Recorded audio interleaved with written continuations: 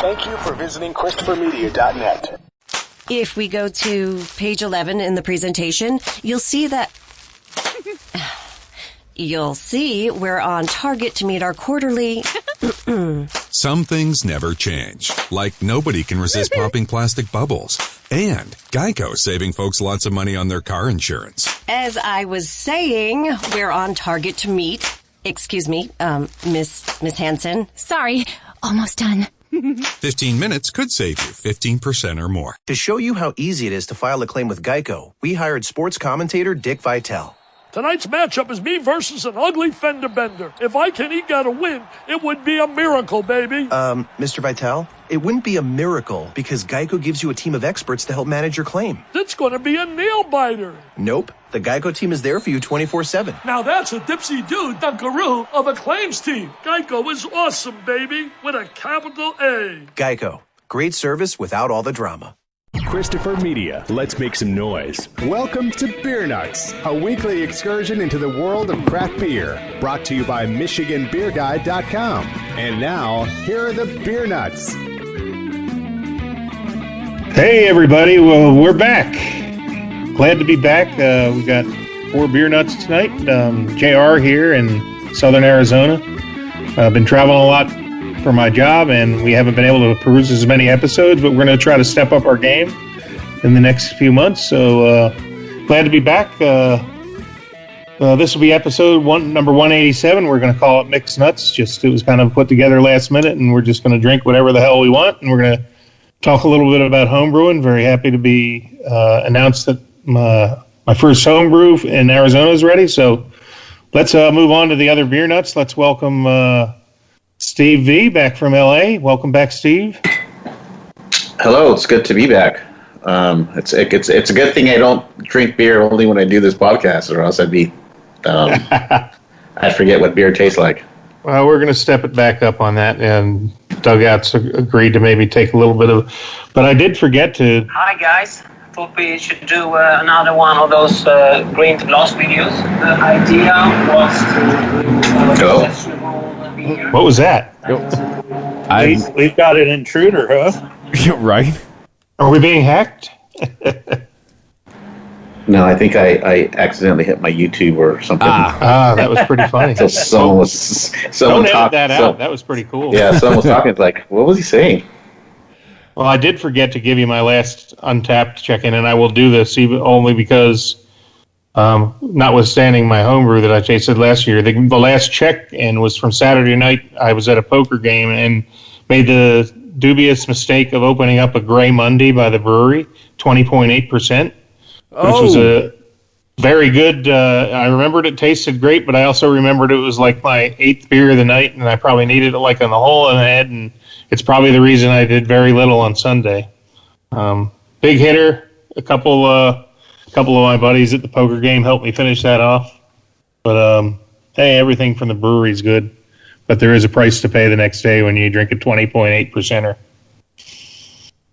So, Steve V, how about your last check-in? My last check-in,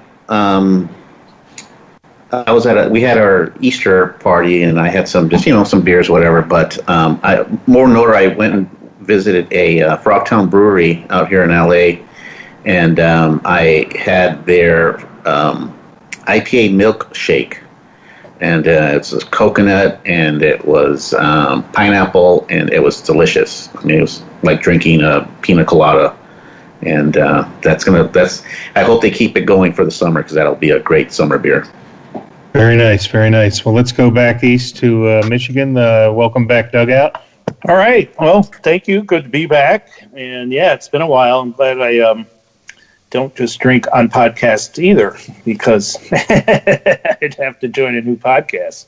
But all right. So my last Untapped check-in was from Firestone Walker, and it was a 2021 Parabola. Oh, yeah. Bourbon barrel aged. And, I had that with John Golden, who can't make it tonight. But, we both commented on that beer. That was probably, without a doubt, the best Firestone Walker I've ever had. I mean, it was just it's a blend and it's different vintages, and they just seem to keep getting better and better. So if you guys haven't had that, I know we don't get it in Michigan, but I've heard rumors that they might be coming back. Apparently they were here at one point and pulled out. But if you do get the chance, buy it up and buy a couple, because it's a 12-ounce bottle, and it won't last long, and you'll want to have a couple of those on hand. So, really outstanding. But well, you'll be glad to know, if you recall, in our gas station beers episode, the little gas station by my house, which really isn't so little, has a great craft beer selection, and they have that. They had a whole row of at least 6 or 8 of those still left. So I did pick one up that it's in my beer fridge, but I'll pick a few more of those up. And if any of you guys need me to grab one for you, I'll be happy to do so. Yeah, if you wouldn't mind. I don't know. I mean, I get them in Chicago, but, the last time I was there, I had to come back early because of a COVID scare, and so that trip was cut short. I'm lucky I got what I got and got home healthy. So, all right, well, let's go back to our fearless producer. Chris, welcome back.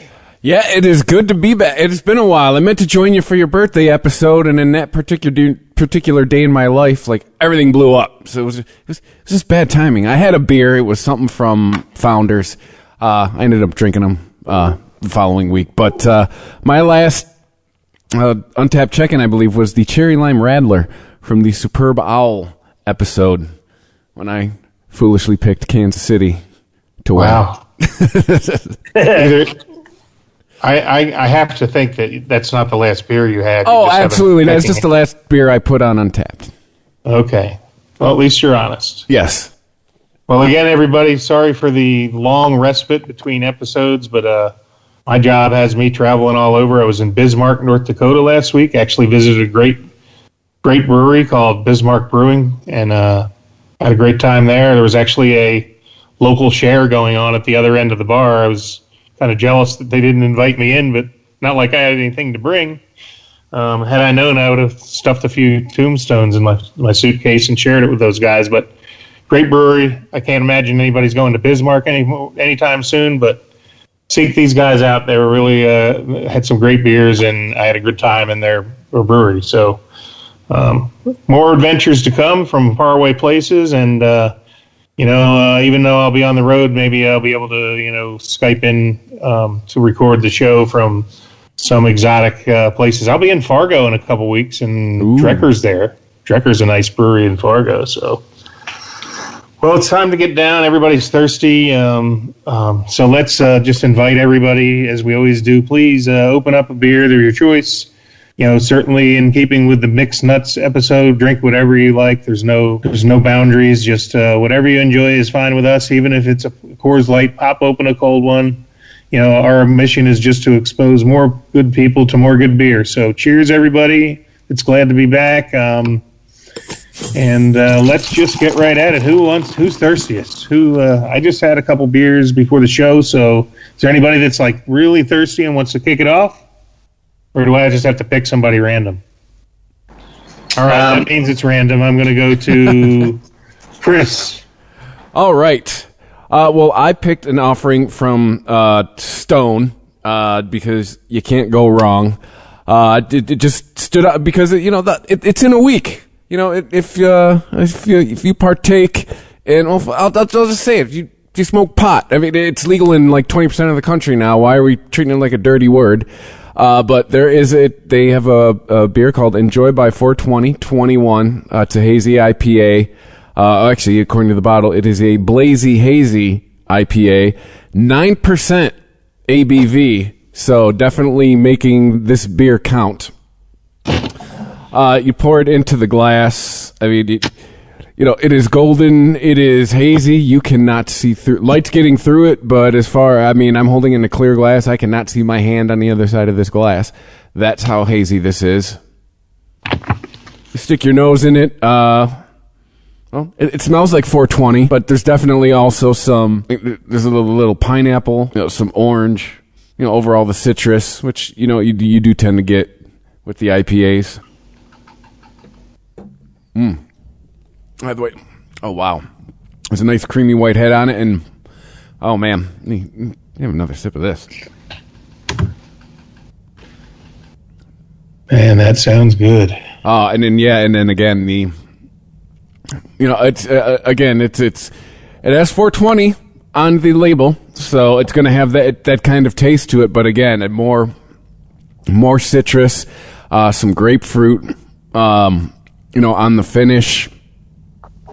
Just this is, I mean, it's a Stone IPA. It is their take finally on a.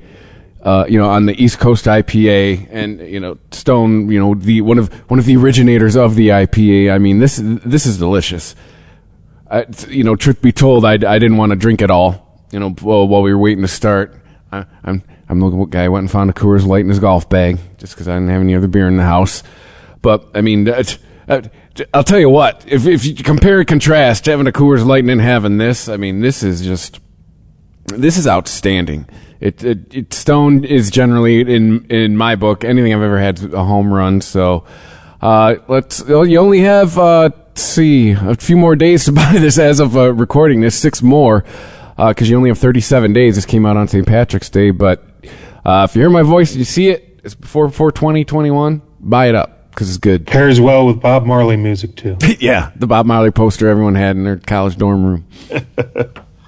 Amen. Well, it's a great beer to kick it off with. So, well, thanks for that review, and let's move over to Dugout.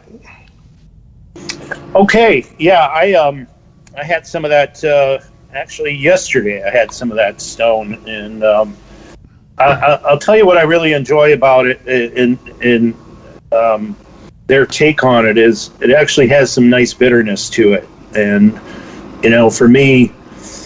I don't know. I'm getting a lot of my taste buds get burned out on a lot of East Coast beers that don't have any bitterness and that they're still called IPAs. And I always look for some kind of bitterness, and there should be some bitterness in it. And I don't know. I just think that trend of removing all bitterness and just going all juicy forward is just not. I don't think that's a good way to go. People can argue with me all they want, but. That's just me, and that's my opinion on it. I think there definitely needs to be bitterness in it to be called an IPA. Otherwise, you're just straying too far away from what it originally was. So rant over, and not really a rant. It's just a personal preference. I thought that beer was outstanding. I've got a pair of homebrews tonight, and actually a mystery beer. I don't know. The more I look at this mystery beer, it just concerns me a little bit. The fill is all the way to the top, and it's just like a brown bottle with a purple cap, and I don't remember where it came from.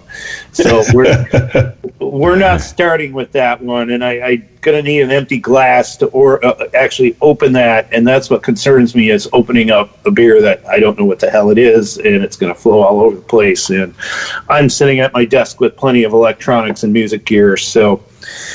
I might not do that one. Well, you got our suspense up now. I'll do it, but I won't. Might have to open up above the sink. I gotta go downstairs and just open it in the sink to be on the safe side. So, but I've got 2 homebrews. They're both stouts, and I think I'm going to start with what's going to be the bigger of the 2 and the older of the 2, and that's going to be it's a Russian Imperial Stout. It clocks in at about 12%. So it's, without a doubt, it's the biggest beer I've ever made. I've never gotten the 12% before.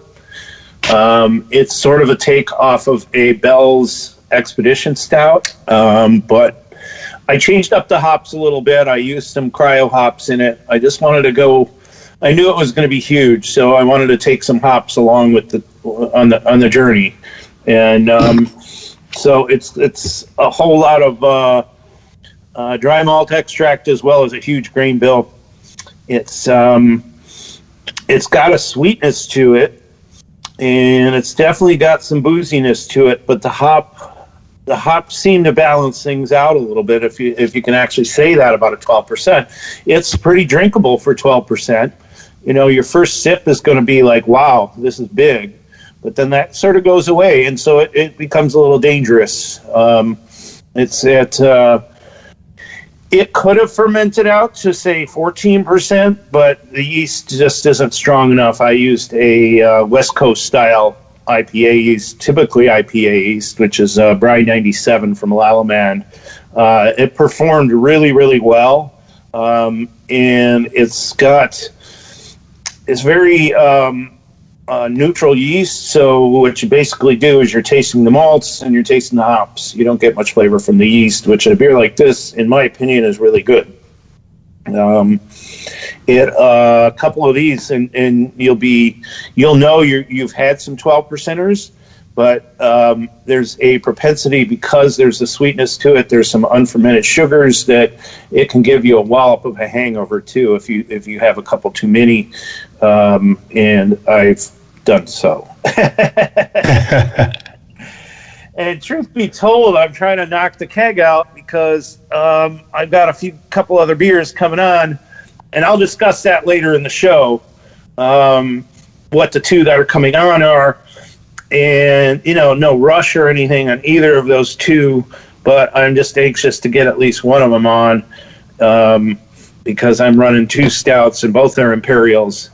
But I know that I sampled some of this at my homebrew club meeting on Monday, and a lot of people liked it. A lot of people were afraid of it because it was 12%. But the ones that did have it sort of enjoyed it, said good things about it.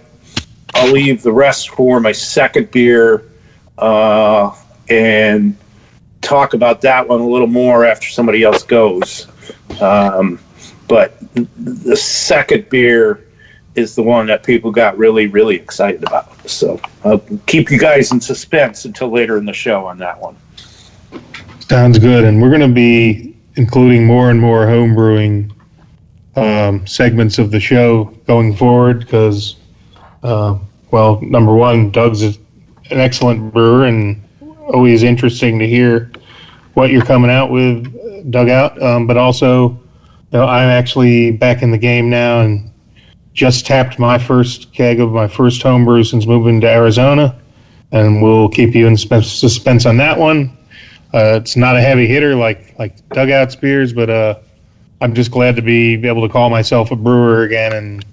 And I tapped that thing last night, and I think I had 4 glasses of it because I was just so proud to be drinking a homebrewed beer. So, well, that being said, let's go to Steve V in Los Angeles.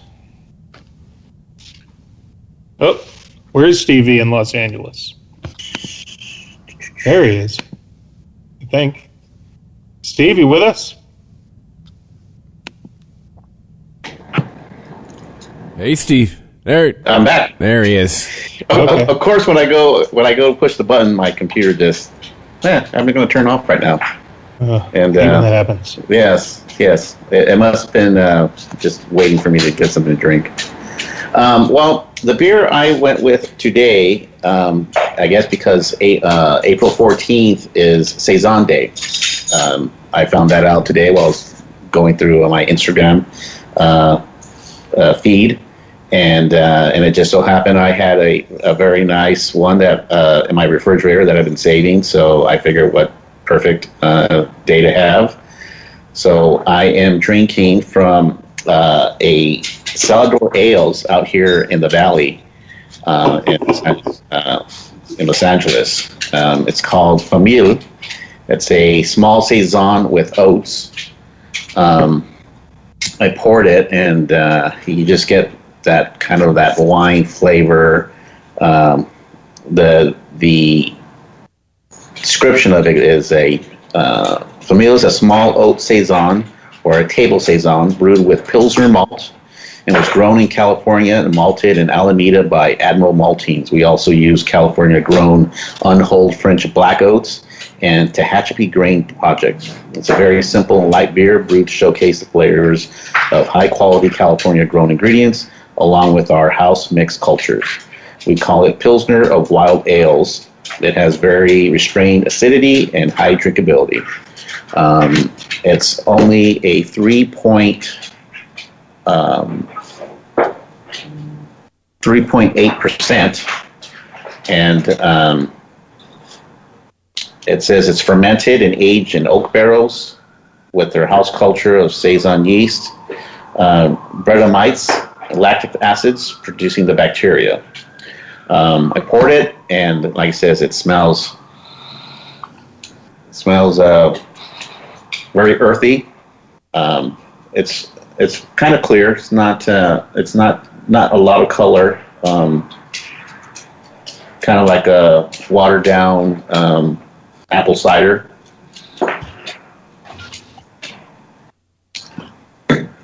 Oh, very good. Has that little tart taste, but so smooth all the way through. You don't get that hit of sourness that you normally get from from a tart beer or a sour beer. This one is, oh my God, just so easy to drink. And like I said, at 3.8, you can enjoy a number of these and keep enjoying a number more because it's not going to put you on your butt. And it's something that you can continue to drink all night. It's not one of those beers where it's like, okay, that was pretty tart. I'm not going to. That was enjoyable, but something that you just can't keep drinking all night. But this is something you definitely can just sit the whole night and outside and enjoy a barbecue and start in the afternoon and continue in the evening because it's that enjoyable. Might have another drink. Hey man, I'm surprised it's 3.8%. The homebrew that I brewed is 3.8%. It's a British ordinary bitter, and my homebrew club was having I shouldn't say a contest, a competition. And the beer had to be below 4.5% and brewed to style. So I'll explain more about that later, but certainly is. I know through the years, probably you guys know that we like some of the big hitters, but I had a couple glasses of this last night, and they were just crushable. And like you said, you can knock a few of them back and not really be too impacted by them. So yeah, this is definitely something, and the taste of it, it's just it's I'm not saying it doesn't have like that very fruity flavor. It's just kind of you get the I really can't really say it's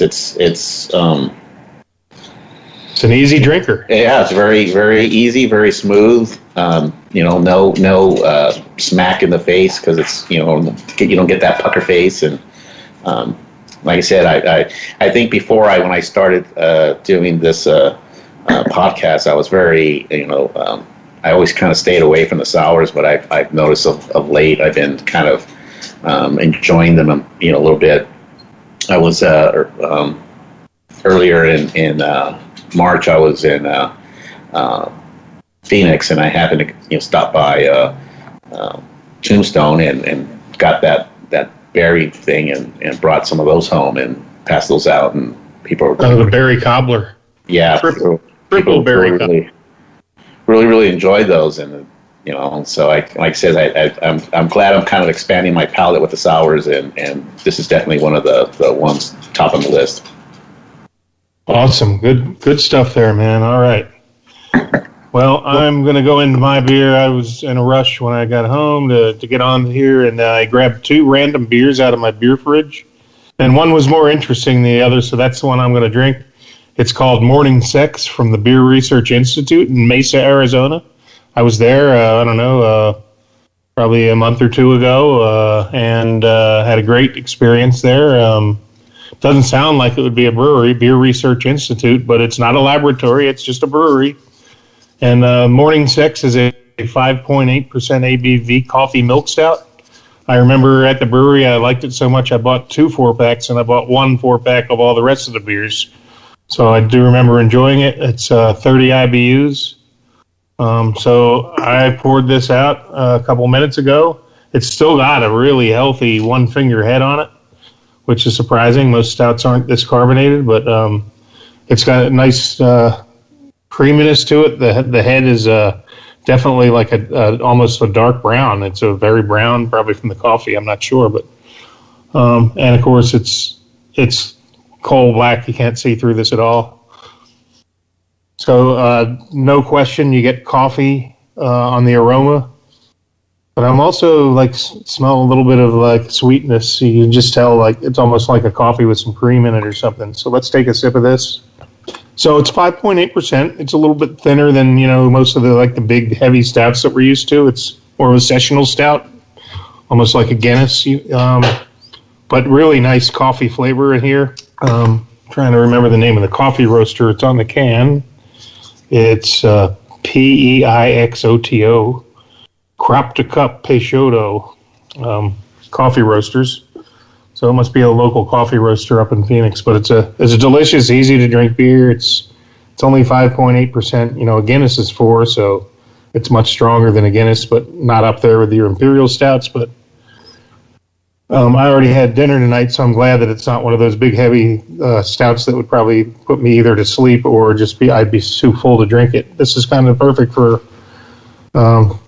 me right now, and just having eaten dinner and everything, the coffee's waking me up a little bit. It's not too strong and not too thick. It's just right. It's a very pleasant beer, and again, when I was there, I tried quite a few beers, and this was the one that stood out, and that's why I bought some extra cans and still got a few left in that beer fridge. So I'm glad I got to share it with you guys. So cheers, everybody, and hey, who doesn't like a little morning sex, right? Even in the evening, you can have morning sex. ChristopherMedia.net. If we go to page 11 in the presentation, you'll see we're on target to meet our quarterly. Some things never change, like nobody can resist popping plastic bubbles, and Geico saving folks lots of money on their car insurance. As I was saying, we're on target to meet. Excuse me, Miss Hansen. Sorry, almost done. 15 minutes could save you 15% or more. To show you how easy it is to file a claim with Geico, we hired sports commentator Dick Vitale. Tonight's matchup is me versus an ugly fender bender. If I can eke out a win, it would be a miracle, baby. Mr. Vitale, it wouldn't be a miracle because Geico gives you a team of experts to help manage your claim. It's going to be a nail-biter. Nope. The Geico team is there for you 24/7. Now that's a dipsy-do dunkaroo of a claims team. Geico is awesome, baby, with a capital A. Geico. Great service without all the drama. We can sum up McDonald's new crispy chicken sandwich in one word. Crispy. But also juicy and tender. Okay, it's crispy, juicy, tender. All one word. But then also pickle. Oh, and potato bun, which is 2 words. Okay, we can't sum up our new crispy chicken sandwich in one word, so you'll just have to try it to understand it. Order ahead on the McDonald's app at participating McDonald's. Ba-da-ba-ba-ba. If we go to page 11 in the presentation, you'll see we're on target to meet our quarterly.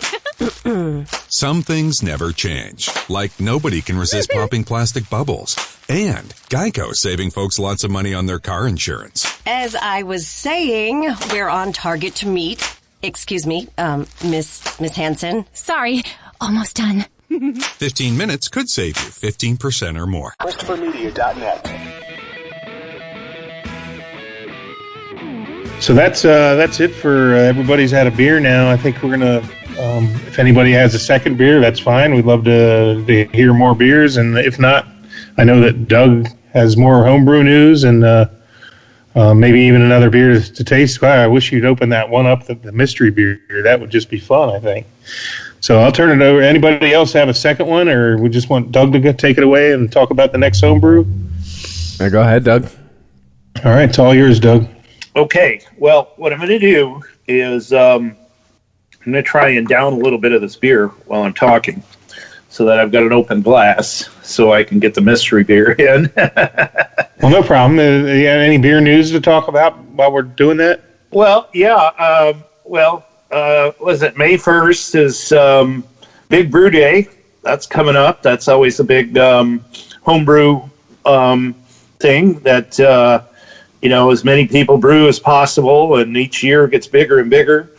So So I believe ours, we were just sort of talking about it. We've always done it at Coonan in the past, but, with Coonan, they had a brew supply store there called Brewing Works, and that's not really been open. And one of the other club members has opened a brewery, brew pub, as well as a homebrew supply store. His name is Gary Marshall, and he has a place called Cadillac Straits over in Madison Heights, Michigan. So, Christopher, if you've not been there, I highly suggest to get your butt over there, at least buy some cans of beer to go, or have a pint or two at the bar, although things are kind of iffy now, with dining indoors, all that stuff. I don't need to go into that.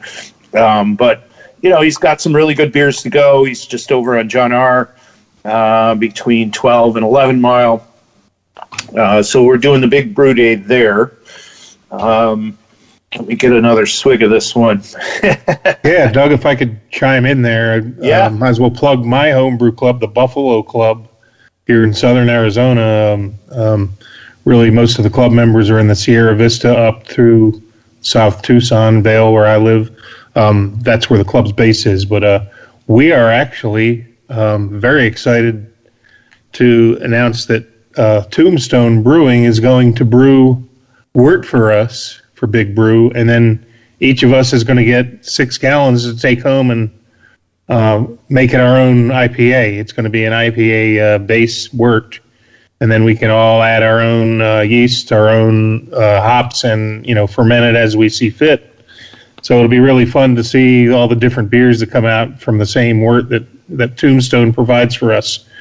Unfortunately, I won't be in town, but Michael Fry, who's been on our show before, who's the president of our brew club, is going to snag me 6 gallons of the wort, and I'll be home the next day. I'll be traveling out of town.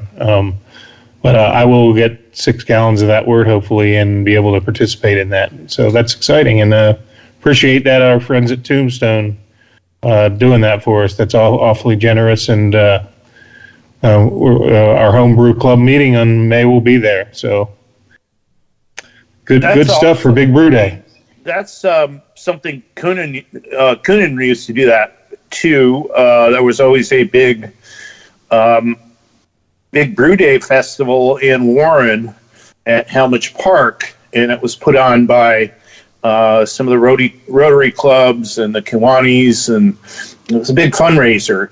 And it was like sort of a commercial beer fest, and then everybody would come with the beer, and then Coonan would supply the wort. But things as they are now, this is a second year where it's not happened. So you just got to kind of make do. I think that's great that they do that, though. I mean, it takes so much out of it when you don't have to sort of get your work together, and then also it allows you to get some really kind of creative things going, because you don't have to worry about it. It's there for you. All the hardest, what I think is the hardest step, which is your mash, and what takes the longest is your mash, is taken care of for you. So all you got to do is just kind of get it to a boil, throw in your hops, chill it off, do whatever secondary stuff you want to do, add your yeast. That's awesome. I think that's such a great idea. It is, and Doug, if you would, please tell the Coonan brothers how much I miss their brewery. Moving to Arizona, that's the one place I miss the most. We were in there on Monday, and then they're not open when we're in there for a meeting, but I see that fridge full of beers, and they had some nice stuff stacked in there. And I was like, oh, man, this all looks so good. But, I gotta hand it off to our club. We're struggling through it. And yet, we had a meeting, and it was our first kind of real meeting. We've just sort of patched some things together, and but it was our first real meeting. We had 32 different samples of homebrew product at the meeting, and that to me blew me away. I brought 2, but there were enough people to bring 32 different things. That was pretty killer. And there, of course, it's not just beer, it's mead and wine as well. We've got some incredible mead makers in the group, like world-class stuff, and a couple have turned pro, and one or two should turn pro, and one works for Shrams, and so there's just so much knowledge in that group, and so many years of brewing and education. I mean, it's such a cool thing, Mystery beer yet? Are we there? Yeah, we're there. Hey, while you're opening the mystery beer, I'm going to run out and just get a glass of my homebrew, so I'm ready to review it. So, all right, do that. I'll be right back. I'll wait for you to get back on that one. You don't have to wait for me. Well, hopefully you have some other content to talk about. I'll be right. All right. Well, actually, I do. I've got. And there's no carbonation on this. Woo!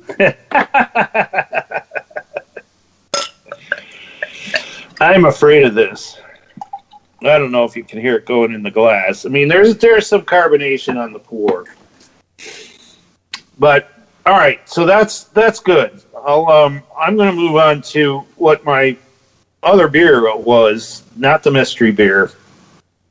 Or I could just talk about what I got on tap, but I think I'll do that. I'm going to talk about I've got 2 beers on tap. The first one, I think I might have reviewed one of my old ale that I had brewed a few months ago. It's good 3 months ago when I brewed it. It probably would have been in January when I brewed this. It was an old ale. It's sort of an old curmudgeon. I had taken a recipe off of Founder's website themselves for a homebrew. There were a lot of really bad reviews on the recipe. I chalked that up to people just brewing it the way it was listed, not doing any water adjustments. I took the water adjustments for Burton-on-Trent, English style, very chalky, very hard water, a lot of salts, a lot of minerals, made a huge difference in the beer. I brewed 10 gallons of it, 12 gallons of it. It actually was 12. And 6 gallons I aged on just straight up oak chips. And then I took the other 6 gallons and I put those into a Motor City Gas bourbon barrel. And that has been sitting in there since January. And that's about ready to rock and roll. So I've got that coming up next. But I've also got a Pilsner that I made. This is my first lager. I've never made a lager before. It's just a lot of a different brewing process. And, you ferment it while it's cold. And I've got an actual root cellar in my house. So I took advantage of the temperatures of winter. And that one is ready to rock and roll as well. And I did have a little sample off of that about 2 months ago, and I thought it was outstanding. Now it's clearing up. So as soon as I get a free tap handle, and that's going to be that'll be the Russian Imperial Stout that's blowing next. That keg just won't die. So, all right, that's what I got up next. What I have in the glass, I've got it's another Imperial Stout. It's a black walnut Imperial Stout, and it's I talked before about how that last stout was a Bell's Expedition. This one is a Jackie O's Oil of Aphrodite, and that's the black walnuts. And they put out a homebrewers type recipe for that particular beer. I was, and here's where the inspiration comes. In Detroit, there's in downtown Detroit, there's Easter Market, and it's a big open indoor, outdoor fruits and vegetables and anything you kind of name it food-wise, and it's there. It runs every weekend. It runs through the winter. In the spring, it's flowers and plants. But found a farmer, and he was selling black walnuts, and I'm like, oh, cool. I'm going to make a black walnut beer. I've always wanted to do it. And so I bought these black walnuts off him. And then it came time, like the day before brew day, and this is the recipe I came up with. And I was thrilled that Jackie O's had shared this recipe because I love that beer. And I've had the regular version, I've had the bourbon barrel version, always outstanding. Well, I went to go open these black walnuts up, and God damn it, I couldn't open a single one up without, like, I actually couldn't even use a vice grips to open up because they would just crush everything, and then the shells would go all over the place. I put it in the vice in the garage, and the same thing, like, it would just turn everything to powder. I'm like, oh man, this sucks, and this not gonna work. So I ended up going to of all places, Walmart, to just buy some black walnuts. I didn't even realize that they sold those there. And man, so much easier that way. You just put them in, you roast them in the oven, put them in the boil in like the last 15 minutes, and that's what we have here is this Imperial Stout. It's pretty heavy oatmeal. It's got a really creamy body to it, really great mouthfeel, and the black walnuts add sort of an earthiness to it, and just a slight bit of bitterness. And I did hop this up. I think the recipe had called for Pacific Northwest hops, and I ended up using German hops. I used Willamette and Magnum hops in this, just to deviate from the recipe, because I can't do a recipe straight up, because that's, I don't know. I could, but I don't. This beer came out great. It's about 9.5%. As I said, the walnuts add this sort of soft earthiness to it, and black walnuts do have an earthy flavor to them. And then they just sort of blend in to where you know they're in there. I'm sure if you had nut allergies, you would definitely know they're in there. But you just know that that's in there. But that flavor just blends in so nicely with the roastedness of the malts and the bitterness of the hops. I think this is one of the better beers I've made in, I don't want to say a long time, because, you know, I make some pretty good stuff, but, and, you know, I've made some good stouts in the past, but I've never made anything on the caliber of either of these two ever. And, you know, I think this is what really drives me in homebrewing in some ways, and I'm getting a little long-winded here, but, you know, I love making my own recipes, but then, again, I also like using other recipes to create my recipes and to, you know, find, I guess, a method to get somewhere to where I can base my own recipes off of something. And by taking recipes like these from Bell's and from Jackie O's of world-class beers, in my opinion, world-class beers, and be able to replicate them in a sort of way and put my own spin on them to where people enjoy them, boy, that makes me not only really happy, but it also, I think, for myself as a brewer, allows me to grow and allows me to add things to my arsenal as far as recipes go.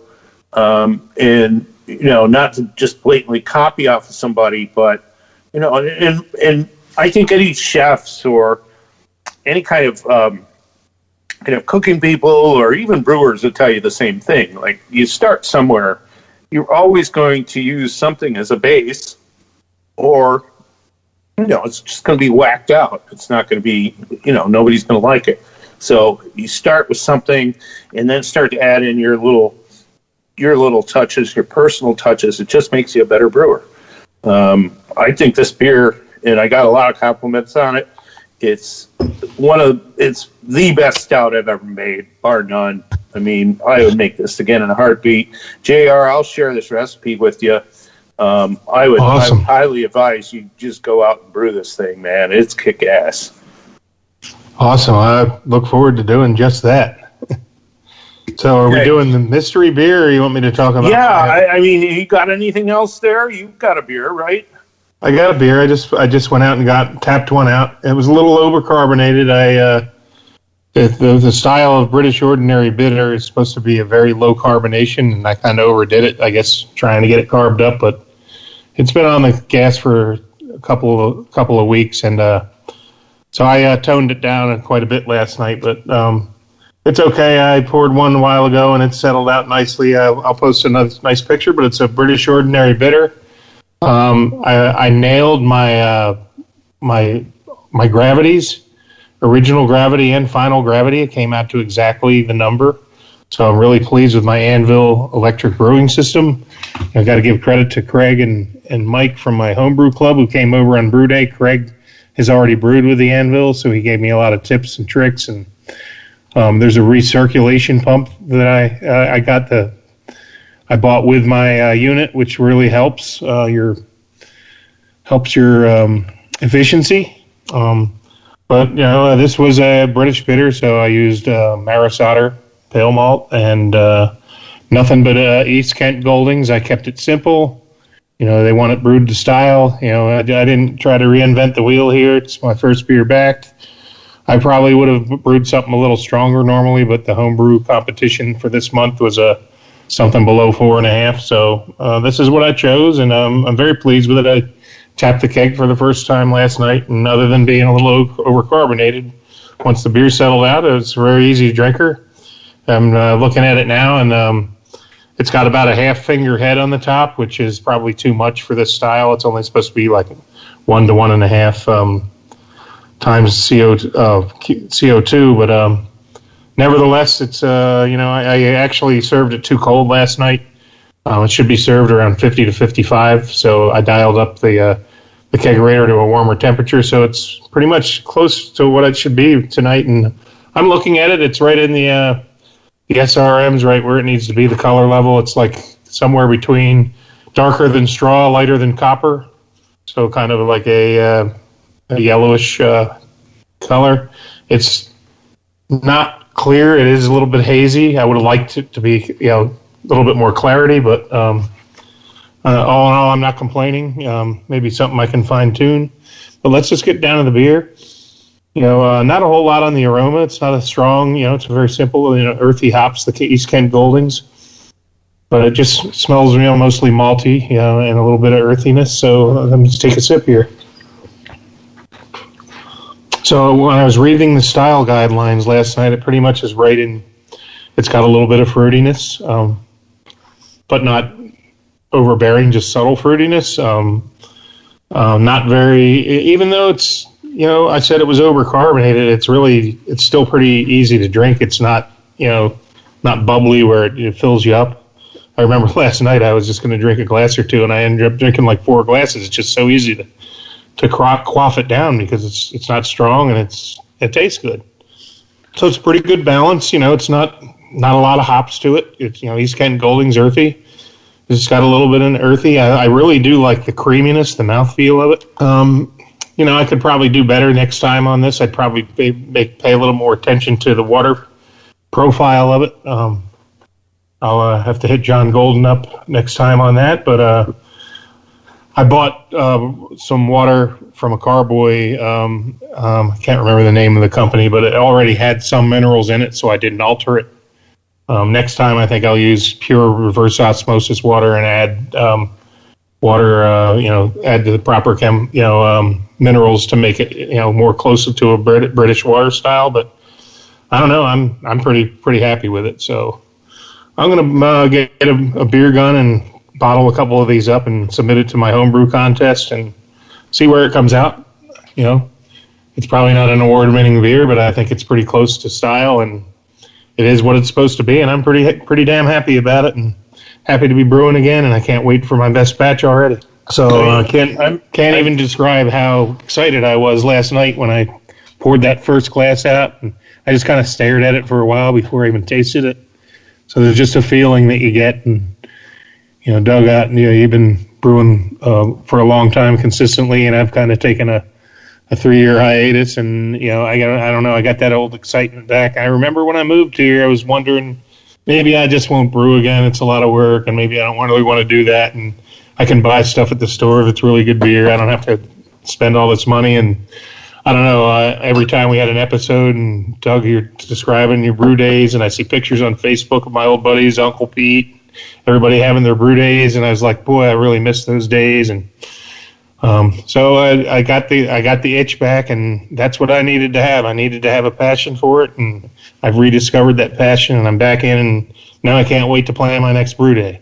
So I got a kegerator with 2 taps on it, so I got a vacant tap. I got to brew something to get on there. So coming soon, another beer. I'm going to now, living here versus Michigan, there's a couple differences. Number one is the water here is not fit to brew, whereas back by the Great Lakes, you could just, pour the water out of your tap, maybe filter it a little bit if you want, but the water quality there is so good for brewing.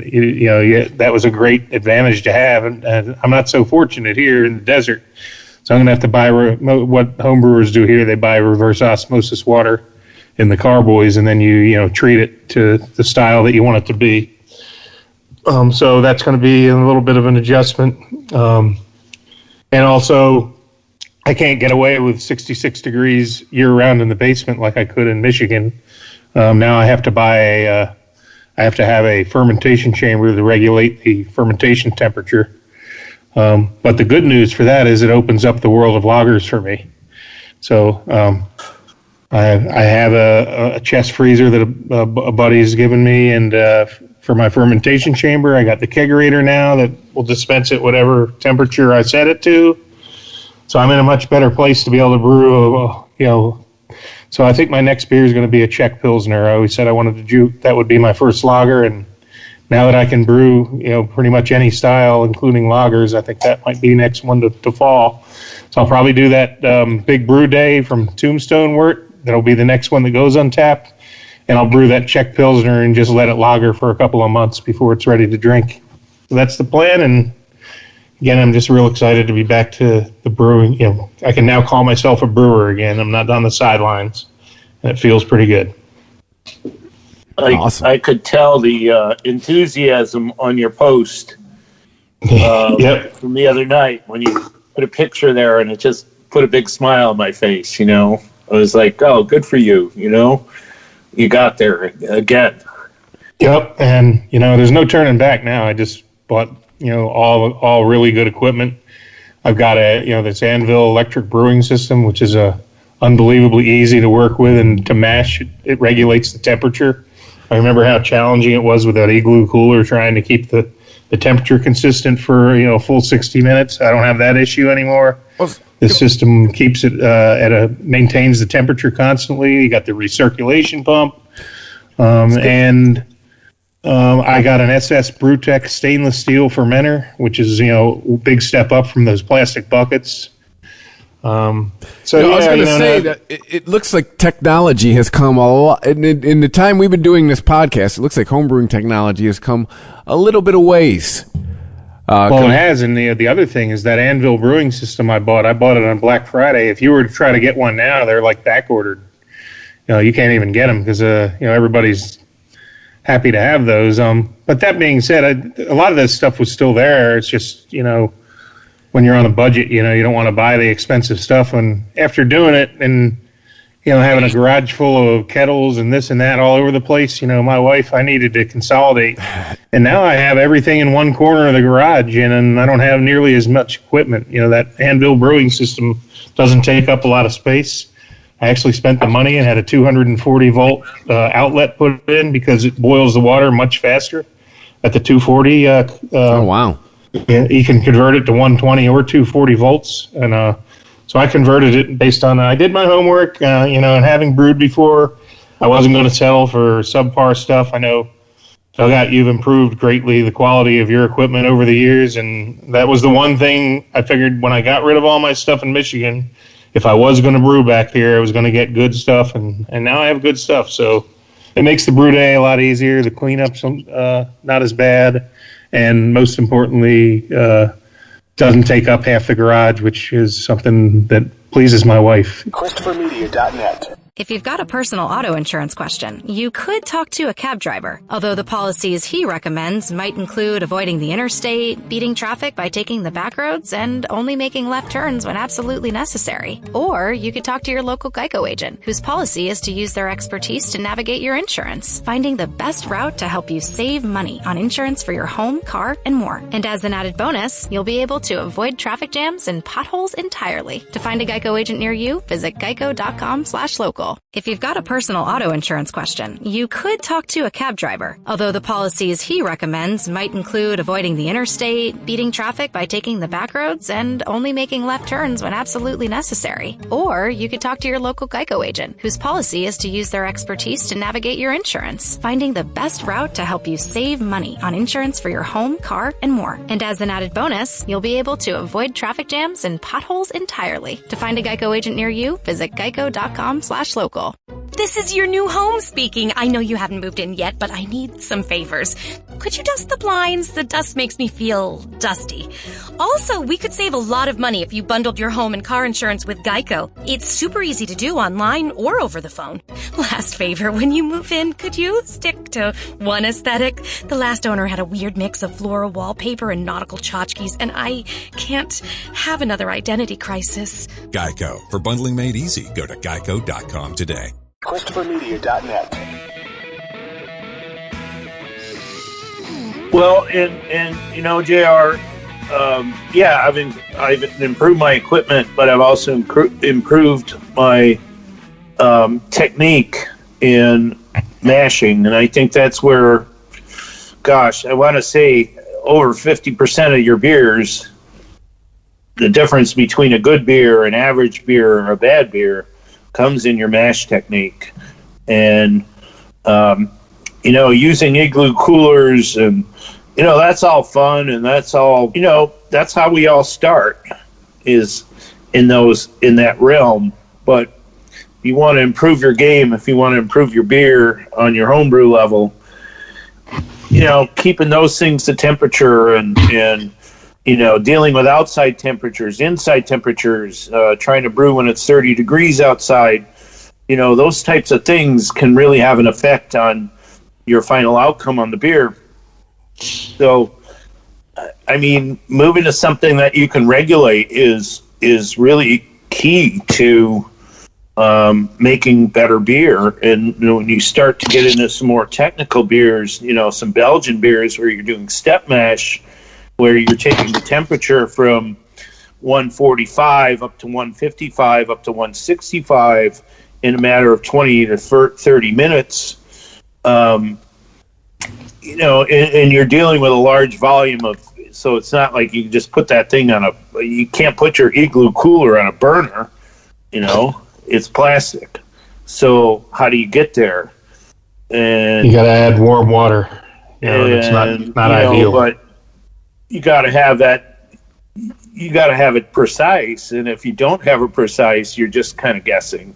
And so to have a system like you have, where you can just dial it in and say, okay, and you're at 240, so when you reheat that, it just gets there like right now. You know, yep.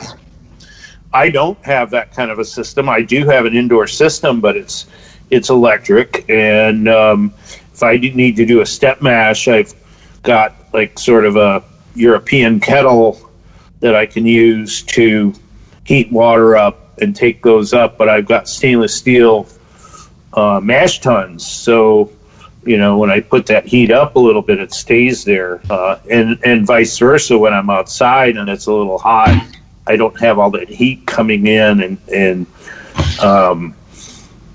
you know, taking things up to much higher temperatures than I need them to be.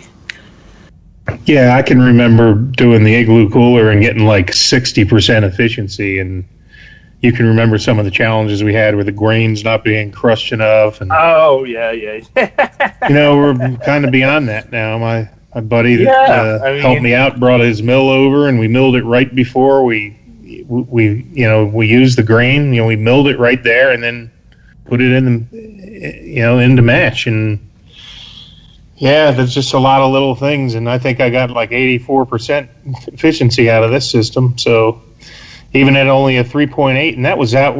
I did a no sparge batch. So, yeah, I'm very pleased and excited about the possibilities. Now the only problem is I don't have much time to brew because I'm traveling a lot for work. But I still got my weekends, and we'll have a brew day soon and get that Czech Pilsner on deck, and I'm also excited about that word I'll get from Tombstone and make that into my next beer that'll go on tap. So good stuff coming. I'll be looking forward to having 2 taps of beer when people come over to the house. So I cracked the mystery beer. All right, it's time for the mystery beer. It's the mystery beer. It's I know what it is. I know what was done to it. I heard a tone in your voice that didn't sound positive. Well, I know what it is. There's good and there's bad on it. It was, I think 2 years. It's hard. Time flies when you're just stuck at home all the time, right? And you're almost in a time warp. And I think everybody can relate to this with, lockdowns and things like that. You think, man, when did I do this? And I thought, well, it wasn't last year because, we were locked in.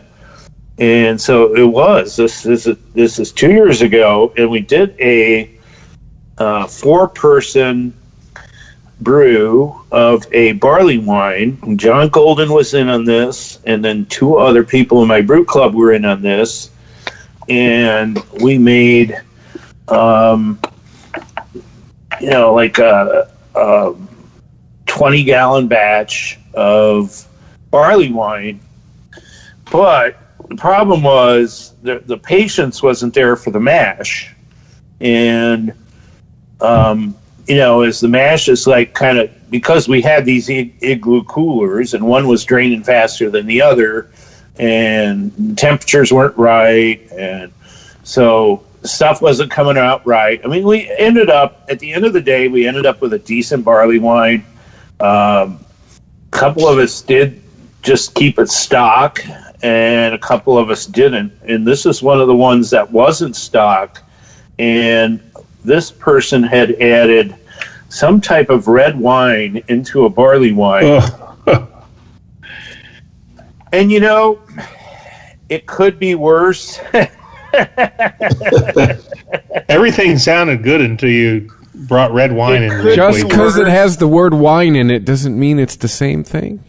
It just could be worse, but it could be a lot better too. I mean, there's just they filled it all the way to the frickin' top. There's no headspace on it at all, and that's why I was worried about opening it. Like thinking, man, if this had any kind of fermentable sugars left in it, it's just going to blow all over the frickin' place, But thank God that didn't happen. But on the other end, it's got great color. It's got some really nice clarity to it. It's just, but it wasn't good red wine that was mixed in it. It was like really cheap ass shit. And I mean, you could taste this cheap ass shit, sweet ass wine in it. And it's just like I said, it's not the worst thing I've ever had. I've had some bad homebrews before. It's just a shame that they took a really good homebrew and did this to it. I'm not going to name names. I know who did it. And John Golden will know who did it, and he would probably name names. So I'm glad he's not on the show to review this with me. I'm glad it wasn't John Golden that did it. No, he wouldn't do anything like that. John just John's way more to style than I am, even. He's just very strict on his styles. And I think that's his training as a beer judge, because he is a BJCP beer judge. And he's not just single level. I mean, he's leveled up. That's funny that you say that. It's so geeky to say, oh, I leveled up, like that's the nerdiest thing you could say, right? On a nerdy hobby. But Yeah, he just stays way more to style, and there's times where I'm like, can I say this? Fuck style. I'm winging it, And John, you've been there when I've been like that. Oh yeah, hell yeah. Start throwing stuff in, like mad scientist, and and most of the times I've done that, it's worked out really well because I have a thought process in my head of why I'm doing it. It's like when I worked in the restaurant business and I worked with a couple of kind of high-end chefs or actually really good chefs, and said, always think why you're doing something. And I'm like, that's why I'm doing it. That's why I'm throwing that hop in there, or that's why I'm, bucking this whole thing, and I'm going to just go off the cuff and put in my wet hops, or put in these hops, or or maybe some DME. Yeah, like the stout that came out to 12%. Yeah. So for those of you, of DME, man, I've never. For those of you listening that don't know what DME is, in a beer before, and that thing was like when I threw it was like 7 pounds of DME into a 5-gallon batch. It was like frickin' mud. And I'm taking this wooden beer wand and trying to stir this around, going, how is this even going to work, man? Good God. So for those of us listening that don't know what DME, it's dry malt extract, and it's basically pure fermentable sugars that raise the alcohol beverage, ABV of the beer. So if you have a beer that maybe isn't as strong as you had hoped it would be, you can kind of cheat and add that and let the yeast do its work on it and produce it to be a higher alcohol beverage. And sometimes that's what you need to do. And whether it's the style or not, who cares? You're the creator of your beer, and you can, it's my beer and I'll do what I want, right? That's just it. Not everything has to be brewed to be in a competition. Not everything has to be brewed to be BJCP perfect. And it's when you can get out of that mold in your thought process as a brewer. And some people never even get into that mold, which, Hey, God bless them. They can, God bless you. Yeah. I mean, if you want to compete and you want to do competitions and things like that, you've got to be in that sort of brew to style mode. But if that could concern you less, then do whatever the hell you want to do. It's like making a pot of soup or making a pot of chili. I mean, it's so subjective. Hell if yeah. Everybody that's eating it or drinking it likes it, then at the end of the day, that's all that matters. Yeah, that reminds me of making chili. Like, nobody in my family likes the hot stuff, and I do. If I was making chili for myself, I'd be throwing some habaneros in there. But it's kind of like brewers that have to brew for the masses and not maybe brew what they like. But when you're brewing for yourself, you can put whatever you want in there, and it is what it is. It's brewed for us by us, right? Exactly. So, well, I'm just gonna end the homebrew segment with my favorite, I guess, little moniker from homebrewing, and it's relax, don't worry, have a homebrew. Invariably when you're on a brew day, something goes wrong, and you're like, oh my God, I'm ruining the batch. It's not going to be any good. The homebrewers are taught to say, relax, don't worry, have a homebrew. It's still going to be turning out to be beer, even if I've forgotten hop additions before, and I thought, the world was going to end, and, sometimes, there's always little things that can go wrong, and oh my gosh, it's the end of the world. Well, you know what? At the end of the day, you're making beer, and that's a great thing, and it's still going to turn out to be beer. It might be different than what you were planning to make, but so I love that, and I'm just going to say, relax, don't worry, have a homebrew. Yeah, you're exactly right on that. I mean, we were talking a little bit about it. By the way, JR, there's you're familiar with Melvin Brewing, right? Oh yeah, yep.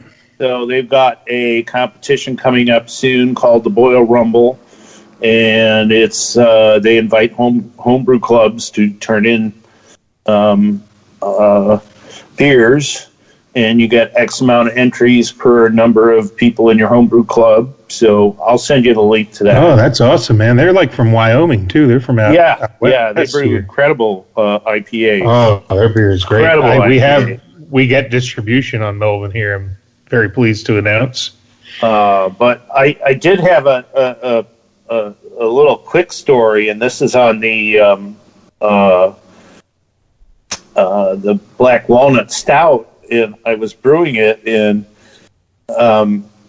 this is kind of like it's sad in a way. I mean, there was an active shooter in the neighborhood situation, and I'm brewing my beer, and it was the first nice day of the year, really the first really nice day of the year, and I'm out in my garage, and I got SWAT teams coming down the street and telling me to get the hell in my house, and I'm like, no, I'm like brewing. I'm brewing beer, man. I'm not going to my house. Did they come? The same guy came back again, and he goes, I'm not going to tell you again. And I'm like, good, because I didn't listen to you the first time, you know. Like, if you got all this stuff on, and you got all this gear, and I feel pretty safe that you're going to take care of things, you know. Like, this guy's, like, I don't know. I mean, I don't want to make light of it. It was a terrible situation, you know, but I didn't feel like I was at any danger, like tending my brew keg inside of my garage. So I just ended up putting the garage door down and, you know, taking a big fan and blowing all the heat out of it. And then he's like looking through the fence. He's like, I can still see you. And I'm like, oh, go away, man. Don't you have better things to do? You know? I'm surprised they didn't come in and make sure you weren't cooking up meth or something.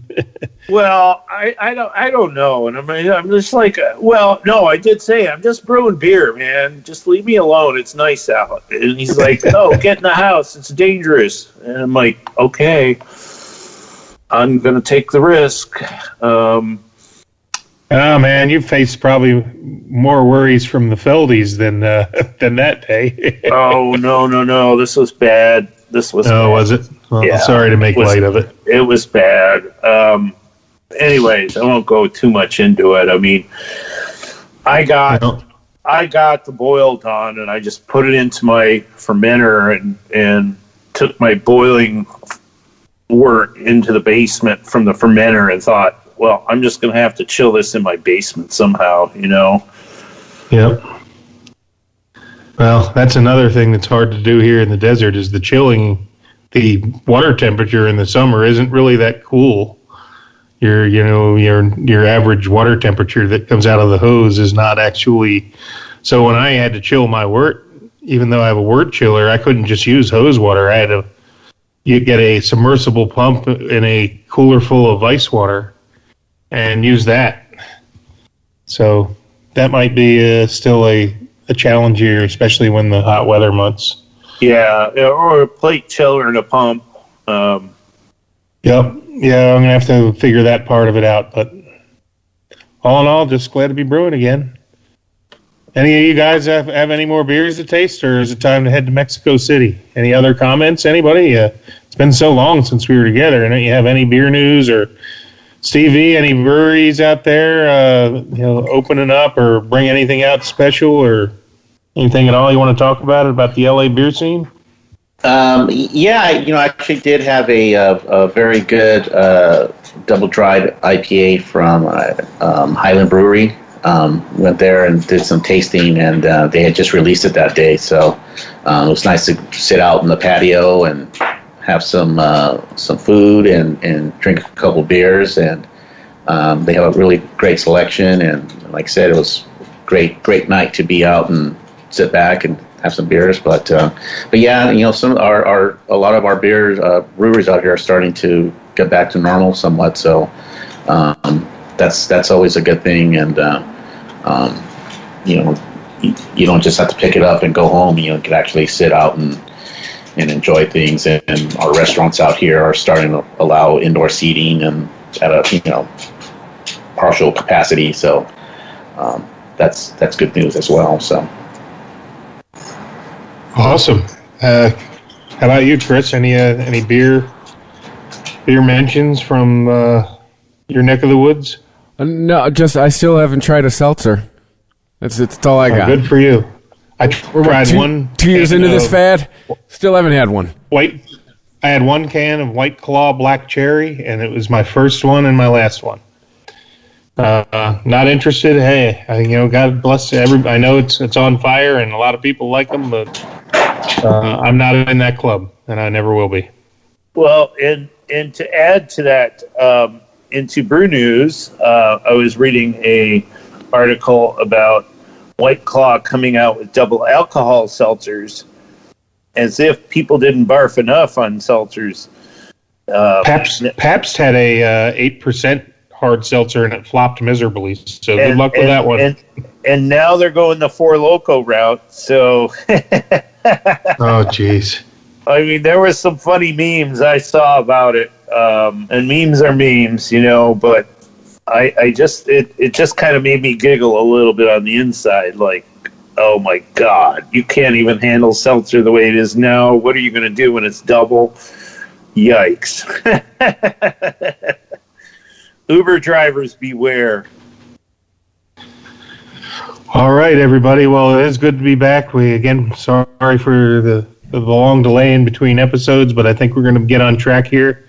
We'll probably do at least 2 episodes a month. That's the goal. So, hey, it's not so bad to be traveling. I am fully vaccinated, which makes me feel better. But whenever I travel, I always look for the local brewery, and in my evenings when I have some free time, I sneak away. So I'll make it a point to try to be available on Wednesdays when we do have an episode scheduled, and also make it a point to try to get some interesting beers from all the interesting places I travel. So I got Fargo, North Dakota coming up a couple weeks, so we'll target that for the next one. So thanks everybody for listening. Chris, you want to do the where you can download us and all that stuff? And yeah, well, find us on social media. Like us on Facebook. Like us on or follow us on Instagram at the Beer Nuts Podcast. We're on Twitter at the Beer Nuts Podcast. You can email the Beer Nuts Podcast at ChristopherMedia.net. Go to ChristopherMedia.net, hit the Amazon banner, hit the PayPal button if you'd like to help us out, and listen to us everywhere. At this point, the list is shorter of where you can't listen to us, which is pretty much nowhere. If it catches an RSS feed, we are there. All the big players, your Spotify's, your Apples, Google, Amazon. We're there. So please. Oh, and now you're supposed to say follow us instead of subscribe, because I read an article that subscribe. People hear the word subscribe and they think they have to pay. So follow us on all of those platforms. Follow the Beer Nuts Podcast. And that's it for that. So I guess it's time to go to Mexico. Follow us and drink with us. Yes. So as they say in old Mexico City, A-M-F. This is your new home speaking. I know you haven't moved in yet, but I need some favors. Could you dust the blinds? The dust makes me feel dusty. Also, we could save a lot of money if you bundled your home and car insurance with Geico. It's super easy to do online or over the phone. Last favor, when you move in, could you stick to one aesthetic? The last owner had a weird mix of floral wallpaper and nautical tchotchkes, and I can't have another identity crisis. Geico. For bundling made easy, go to geico.com today. Hello, this is your apartment. I need some favors from you. Your cat keeps rubbing against the kitchen island, and I can't return the favor. Can you give her extra pets for me? After that, could you bundle your renters and car insurance with Geico? We could save money, and it's easy to do online. And one last thing. Could you leave the TV on during the day? I need to catch up on my soaps. Geico. For bundling made easy, go to geico.com today. Thank you for visiting ChristopherMedia.net.